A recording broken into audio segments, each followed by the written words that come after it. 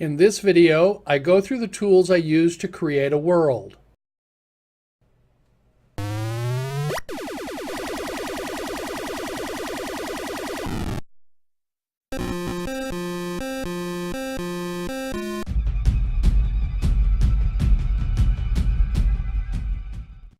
So if you don't want to follow my advice that I gave on Dungeon Mastering 101 about not doing this, and you actually want to create a world, I thought I'd go through the process that I use and the tools I use. Now there are other tools. There are lots of other tools. You can search them. These are actually commercial tools, and it'll cost you a little bit, not too much. We'll talk about that in a minute. So the first thing I've brought up is Fractal Terrain. Fractal Terrains 3 is a tool from ProFantasy, and the reason that I use it is that it exports to Campaign Cartographer easily. And basically, I don't play with too much of it. This is sort of the default. When you open it up, you'll get it some sort of world. You get two buttons in here, Next World and Previous World. And if you take a look at this one, and it's a flattened out world, and you go Next, and I don't particularly care for that one. Next. And next. There are a whole bunch of options. And you can change the projection and change the, a whole bunch of things about and you can go in and draw and modify and all this. And I'm not going to talk about any of that because that's just, if you want to, you can get the program and read through it. I just tend to go next and let it design up a world. Interesting because this would be basically a one continent world. There's some interesting worlds. Big circular world until you find something that catches your fancy. And you can then go in and edit it because it does create worlds which are editable. And, it will generate all these different kinds of worlds for you. And it depends upon how, world-like you want to be. And there are, there are a whole bunch of options, and honestly, every time I play with them, I get totally lost. There are lots of features in this about drawing worlds, and you just have to, for me, I just go in and say, okay, this looks like an interesting world, so we're going to save this world. I'm going to file, save as, and got to get to where I don't know where I'm putting this for this video. So we'll get this up in my videos here. And I have an insane filing system, as you can tell. So it's here. So create world. So, and then we got to give it. This is saving as a fractal terrain world, and so we'll call this one Test 01. Okay, let's put it down inside here. Test 01. So now we've saved this world, so we can come back in and load this world back in anytime we like. But the fun feature that we have is we can now file save as, and for me, I like this basic. You can do 1,000-foot contours, 100-foot contours. I like the 100-foot contours. You can do a whole bunch of other features about this is your export settings. And then I just do export world. And we'll go down into here. And this will create a Campaign Cartographer 3 a map. So if I pull up Campaign Cartographer, I do File, Open, and we go into here. And there is our map. Now the first thing it does is it's kind of weird. It throws it like this, and you got to do scale extents, which is here.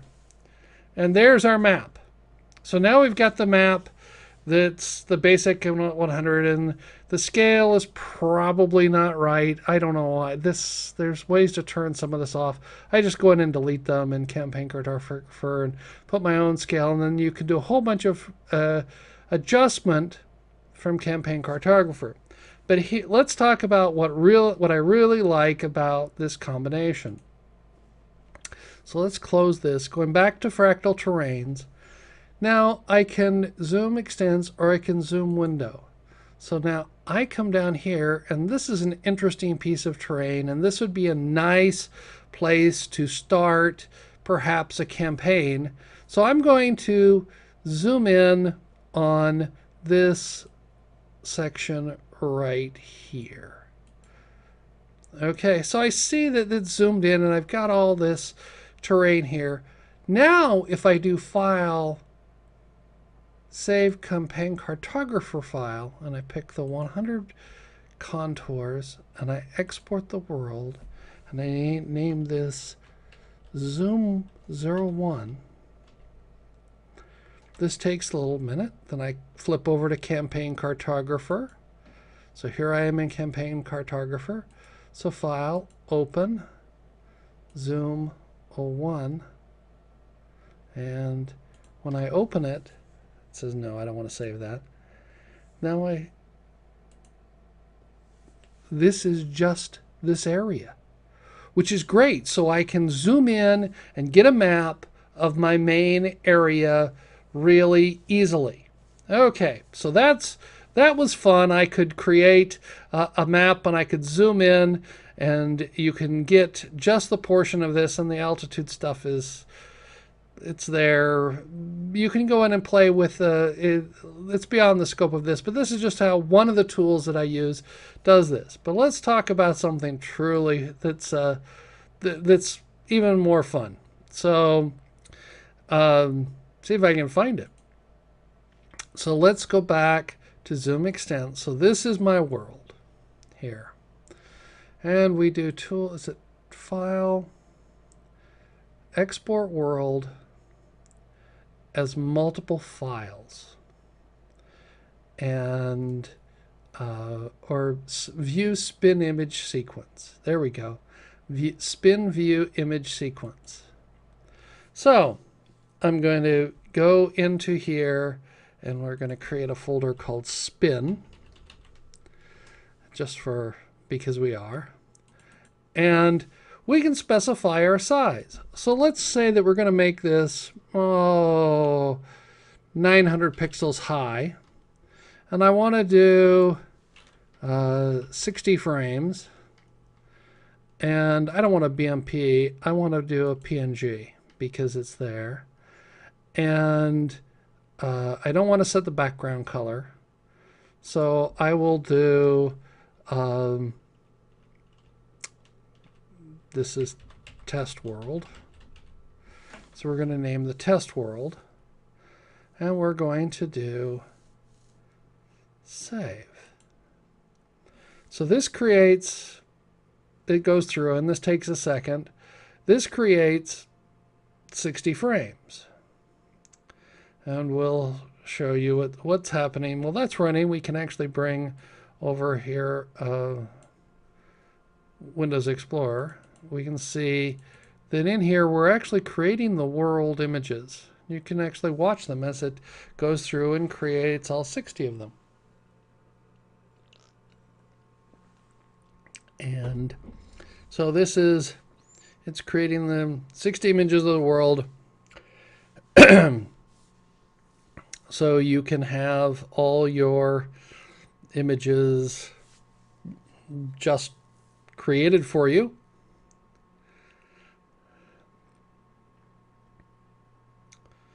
And we'll move that away. So we're almost there. Oh, we're at 39. Like I said, this sometimes, you got to be patient or have a really fast machine.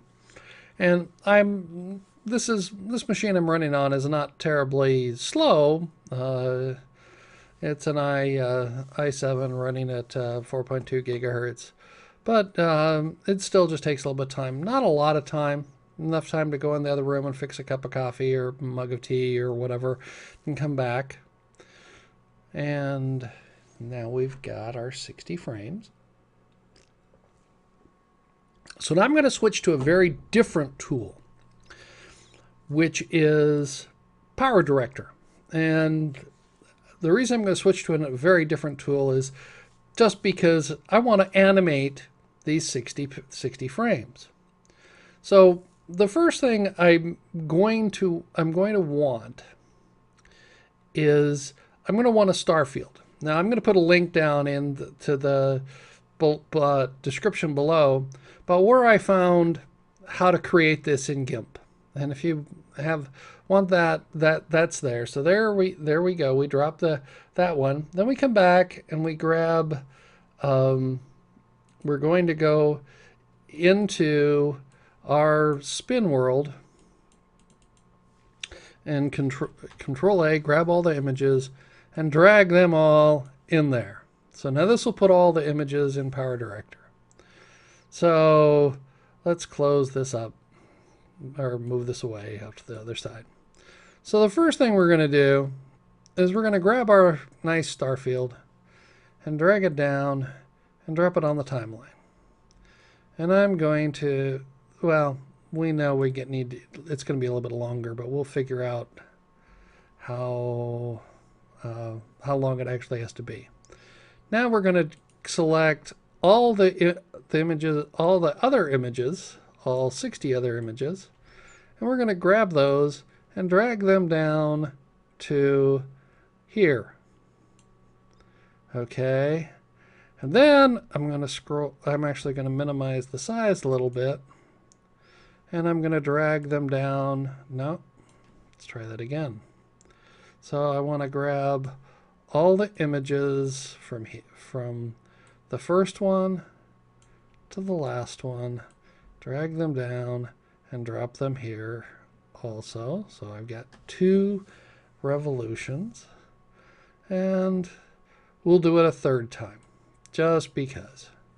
So we're going to, so we have 3 nice revolutions. So we do this, we drag this here. So now I've got 3 revolutions. I'm going to go back up to my star map, and I'm going to, okay, come on. And then I'm going to resize my star map out to here. And you noticed up here we can see a preview of this, and so let's just spin it. And what happened? Okay. The next thing we want to do is we want to select all these. We want to select all these images here. And then we're going to, where is it? Edit. Oh, I can't remember where it is. It's find the duration and change the duration of them. But anyway, I've got all the clip, so I can now, let's see what happens if I play the clip. So it's kind of slow, and that's why I was trying to, let's stop the clip, and we will select the images, and then here's duration. So we're going to set the duration, we're going to put it up to, I did this at 4.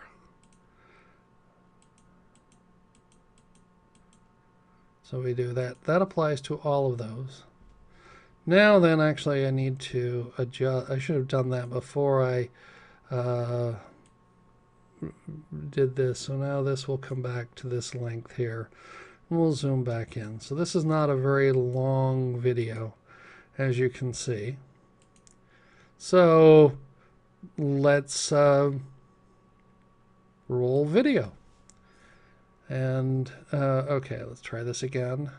And we're seeing it up in the upper right hand window, and we're rolling the video. And it does 2 full revolutions, and we're we're scrolling through the video. So now I can save this as an interesting little movie. And what we'll do is we'll go back over here, produce, and because I'm going to put this in with the rest of the video, so we're going to make an MP4. We're going to specify that it's a 1920 by 1080 30p, and we're going to start this. And we're producing it, and PowerDirector is relatively fast at producing the video. So we're just about done with producing the video. It takes on my system not that long. It took 17 seconds is what it said to produce it. So we now have a video. I will pen the video right after this so you can actually see the finished video as part of this stream here, and we'll so this gives you an idea of some of the tools. As you can see, the world is spinning. We have a nice world. We have a nice map that we can zoom in on, and we can create things. This gives you an idea of the world. This is a little jerky. You would have to cut the frame rate down to 1 in PowerDirector, but then it's going to spin fairly rapidly. So the easiest solution is to increase the number of frames.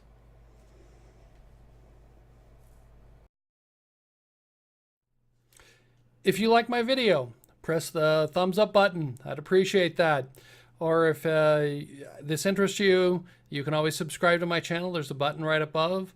I look forward to hearing some comments. Tell me what you think about this, and I'll try and reply, and we can see if I'll do some more of these. Thank you.